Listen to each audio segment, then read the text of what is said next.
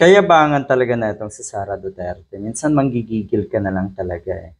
Talaga bang yung mga nanggagaling sa bibig niyo po ay katotohanan? Napakalayo kasi, di ba?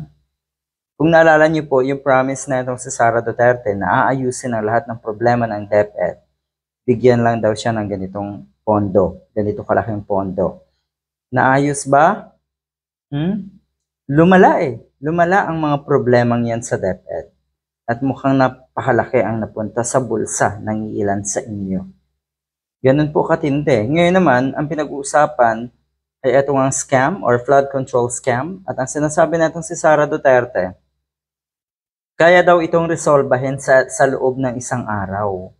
Mantakin nyo, 3 to 6 months si Digong sa problema sa droga. Diba? Or meron pa siyang isang promise na 3 to 6 months daw ay magiging maayos ang traffic sa Metro Manila. Tignan nyo naman ang nangyari, lalong lumala sa panahon ni Digong.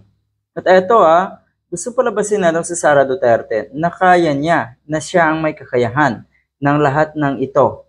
Talaga ba?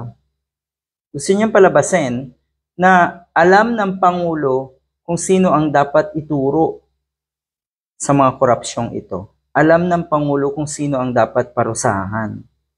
Talaga? Alam ni PBBM lahat yan? Kasi ang pagkakaalam ng marami sa atin, etong korupsyon na ito ay nagmula noong 2016 pa. Maliwanag po yan na ang ibig sabihin, mukhang napakarami dyan ay mga nasa paligid, alipores ni Digong na nasa gobyerno ang sangkot. Kasi itong completed projects ng ilan sa mga proyektong yan ay reported sa Build program nga.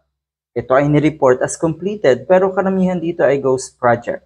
Katulad nga nung nangyari sa Bulacan. Kung titignan yung maigi, ayan na naman itong mga diehard. Kinokonekta na naman daw kay Digong. Doon kasi napupunta lahat eh. Doon talaga konektado lahat.